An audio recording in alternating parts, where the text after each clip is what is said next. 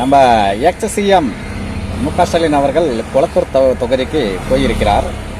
போய் அப்படியே ஒரு ஊர்கோலமாக இந்த டெத்து இப்போ எப்படி வீட்டில் சாவானா பாடையில் வச்சு அப்படியே ஒரு ரவுண்டு எடுத்துன்னு அப்படியே கடிச்சிக்கு மயானத்துக்கு போகும். அந்த மாதிரி நம்மளால வீட்டில் ஏறி எல்லாம் ஜெயிச்சாங்கன்னா தான் வணக்கம் போட்டுன்னு போவாங்க. தோத்ததுக்கு அளந்துன்னு அப்படியே. இதில் ஒரு காமெடி என்னன்னா, திமுகவை என்ன அளவோ தெரில, அங்கே வைக்கிறவனுக்கு தொண்டனுங்க அவனுங்கெல்லாம் ஆழ்ந்துனுக்குறானுங்கப்பா. டே, உங்களுக்கு இன்னும் கூட சூடு சொரணம் எதுவுமே வராது, திருப்பி போய் ஆழ்ந்துனுக்குறீங்க.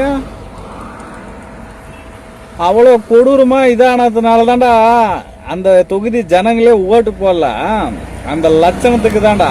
அது புரிஞ்சிக்கவே மாட்டீங்களாடா. எப்பதான்டா புரிஞ்சிக்க போறீங்க?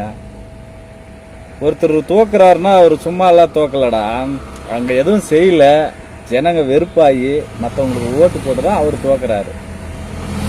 ஆனா அது கூட தெரியாத தற்குறிங்க திமுக இருக்குதுங்களே, அங்க கீழே தற்குறிங்க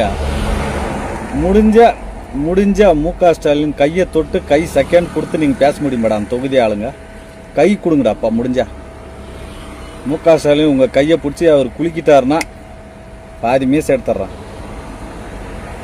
ஏய் தீண்டாமைடா, இன்னைக்கும் போய் ஒரு அக்கு பண்ண முடியாது. மு.க. ஸ்டாலினா ஒரு கை கொடுத்து தொட முடியாது, அது தெரியுமா?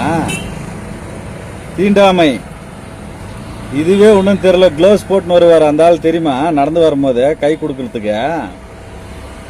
ஃபர்ஸ்ட் தமிழ்நாடு ஜனங்களாடு உங்களுக்கு தான் சொல்றான், கொஞ்சம் மெயின்ல யாராவது வச்சுன்னு எந்த அரசியல்வாதி எப்படின்னு பாடுறா. அண்ணாமலையை தொடலாம்டா, ஹக் பண்ணுவாரு. விஜயை தொடலாம், ஹக் பண்ணுவாரு.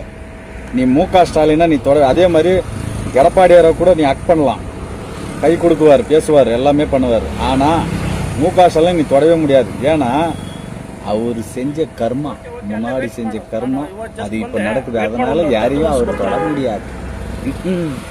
அது ஒரு பக்கம். நீங்களும் ஒன்னையும் தொட விட மாட்டாரு அவர். அதில் தானே வராதியே வாக்கிங்கில் என்னம்மா அப்படின்ட்டு பேசக்கூடாதா? புரியுதா? இதுலயே புரியுதா? விஜய் வந்தால் ஜனங்க வருவாங்க, ஓகே. அவர் வேணா தனியாக மேலே வரலான்னு வச்சுக்க. இவரு யார் பார்க்குறாங்க சொல்ல? இன்னும் ஜனங்க புரிஞ்சிக்கவே மாட்டுறாங்க. இதில் வேற என்ன நடிப்புடாடே அப்பா. சிவாஜிக்கு அப்புறம் நான் பார்க்குற ஒரே ஆள் தான். அப்படியே கண்ணில் தேவை. அடாடாடாடாடா, உங்கள் பொல்லால் நடிப்பு நம்மளுக்கு தெரியாதா? நீங்கள் யார் என்னன்னு?